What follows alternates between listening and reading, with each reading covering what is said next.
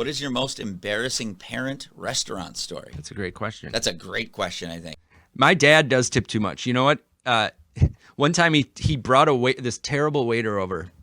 Let's take one sec. He brought this terrible waiter over. We were the only table in this restaurant in Stillwater. And the guy just couldn't even look at us. We kept having to get up to go get him. And he brought the kid over because he was just so uncomfortable. And my dad was with not tipping him. He said, I have to tell you. I have to look you in the eye. I'm not going to tip you. And I'm going to tell you why.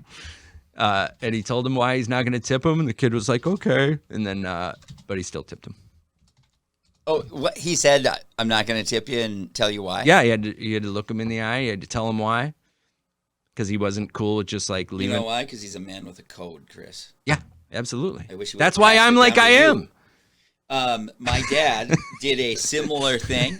We were at a gas station, and he stopped, and it's a 15-year-old fucking kid behind the counter, of course he doesn't give a shit. It's like a night, and there's a storm. Tip him. There was something where the gas station got, overrun. Yeah.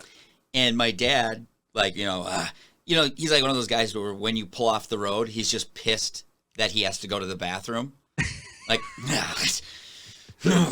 then they're like, oh, we'll stop here, I guess, for me.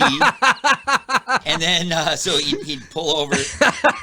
He fills up the car. He goes in, and I go in. And, of course, he kind of gives me the look as it I suppose you're going to go in and buy some candy. He didn't do it, but that's what his eyes say. Yeah. You pussy. Go get your licorice. And I'm going to pee the poop out of my... I'm gonna go piss, shit, buy nothing, and go. No water. Before you can... No water. He just won't buy treats. My dad doesn't like water either. Yeah. Oh, my dad doesn't like music. I mean, fucking wrap your head around that. Yeah. My dad for real, we used to ride in the car, and I go hey, man, you want to put on some music or something? I don't like that. It's too loud. Too noisy. The sounds last too long. And then he bought his first tape that I remember him getting, and it was Rod Stewart. Rod Stewart's giant album in the late 80s. Oh, no. Did you shame him on his start? No, I was too young. I kind of liked it. Yeah. But anyway, sorry.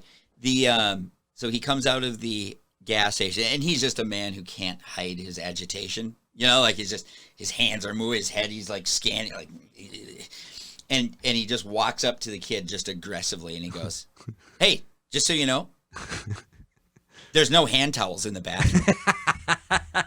And the guy just gives him nothing back, just flat, I don't give a fuck.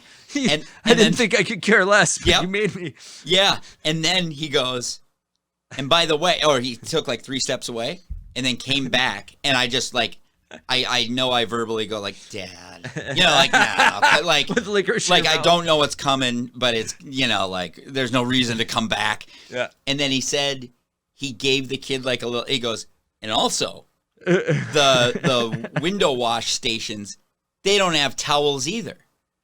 So I don't know what you guys are doing around here or what you've been doing, but maybe you should go to the back and look for some hand towels. And I was just like, oh my fucking God, you are actually giving him suggestions on how to be a more effective gas station employee. How tone deaf is this? He just assumes that he's working his way up to owning a business. He assumes everyone's doing it. Right. Yeah. You're a loser if you're not doing that. Well, I mean, that's his. He's not wrong, but. Right. No, he's not. Look, if you graft my life and his, the slopes are incredibly whatever. You know what I mean? He's obviously doing things right. I'm just saying he can be an asshole sometimes too. And I love the man, but